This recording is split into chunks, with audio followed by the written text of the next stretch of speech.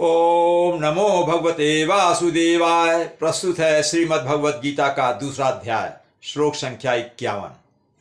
श्लोक इस प्रकार है। कर्मजं बुद्धियुक्ता ही फलं त्यक्त्वा मनीषिणः जन्म बंध विनिर्मुक्ताः पदम गच्छन्ति नामयम्। इसका अर्थ है, भगवान आगे कह रहे हैं, अर्जुन को उपदेश दे रहे हैं। हे अर्जुन, उन्हें भक्ति योग कर्म योग की बात बता रहे हैं, कृष्ण भावनामृत में लगे रहने की बात बता रहे हैं।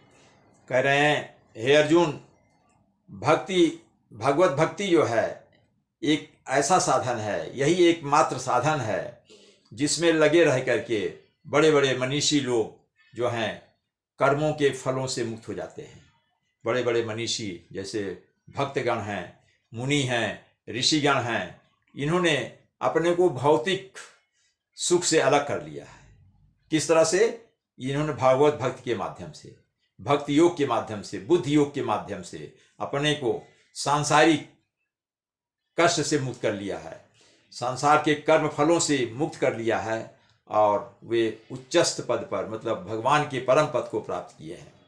इस प्रकार से ऐसे लोग जो मनीषी हैं, विद्वत जन हैं, ऋषि हैं, मुनि हैं, ये लोग जन्म मृत्यु के चक्कर से छूट जाते हैं। जब व्यक्ति जन्म और मृत्यु के चक्कर से छूट जाता है तो परम धाम को प्राप्त हो जाता है, भगवान की शरण में चले जाता है, उसे पुनः जन्म लेने की आवश्यकता नहीं होती है और भगवान के पास जाकर वो उस अवस्था में पहुंच जाता है जो समस्त दुखों से परे, वहाँ कोई दुख नहीं है।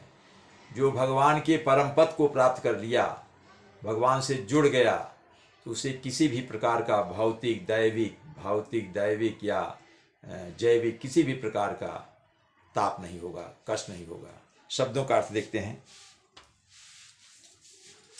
कर्मजम, कर्म के फल से उत्पन्न होने वाला, सकाम कर्म से उत्पन्न हो। बुद्धियुक्ता, बुद्धि योग में लगे हुए लोग। बुद्धियुक्ता मतलब जो बुद्धि योग में लगे हुए हैं, कृष्ण भावना अमृत में लगे हुए हैं, योग में लगे हुए हैं।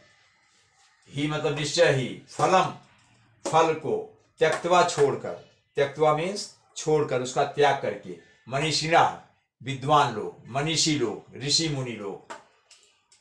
जन्म बंध विनिर्मुक्ता, जन्म बंध विनिर्मुक्ता, इसमें अभी तो सब में एक ही शब्द है, बुद्धियुक्ता, बुद्ध से युक्त, उसमें लिख सकते हैं आप।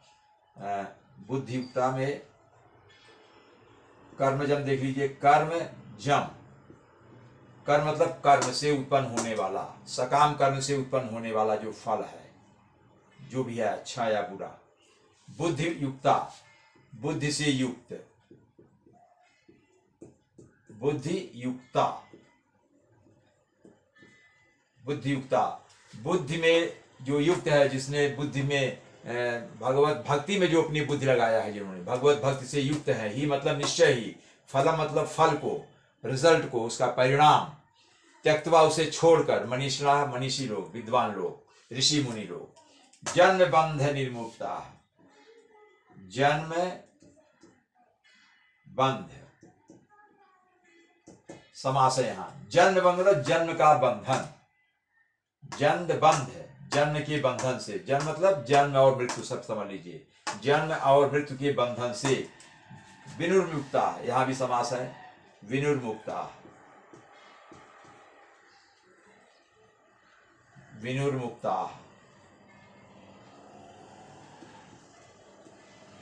विनिर्मुक्ता मतलब विमुक्त होकर, मुक्त होकर, जन्म और मृत्यु के बंधन से मुक्त होकर के पदम, पद को प्राप्त करते हैं। कौन पद?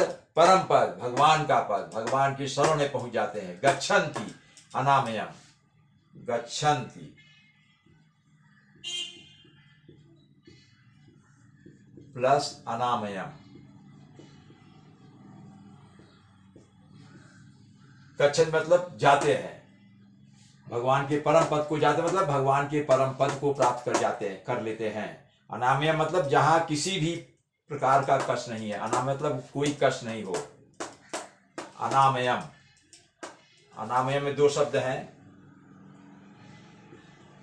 अन प्लस आमयम।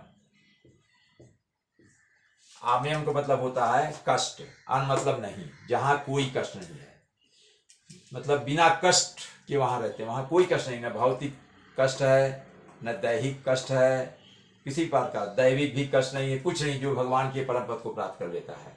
इसका अर्थ यही हुआ। इसलिए हे अर्जुन, बुद्धि योग का पालन करो, कर्म करो, कर्म के फल का ध्यान मत रखो, जो होगा वो ईश्वर के हाथ में है, तुम्हारे हाथ में कुछ नहीं है। ओम नमो भगवते वासुदेवाय।